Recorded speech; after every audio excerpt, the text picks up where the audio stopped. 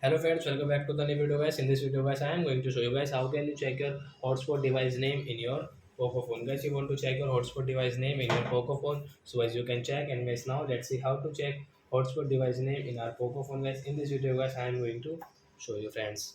So first of all guys, open your phone setting to check your hotspot device name guys. Sorry friends, first of all guys, click on your phone setting. So as you can see guys, this type of setting.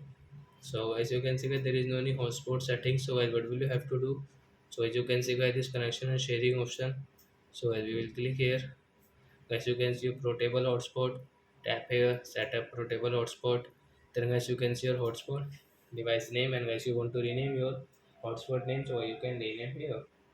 So as you can see guys, Poco M4 Pro my hotspot device name it. So I hope friends you have understood how to check hotspot device name in our Poco phone. So that's it guys. Thanks for watching. Bye bye friends. Before going guys, please go and like my video. Bye.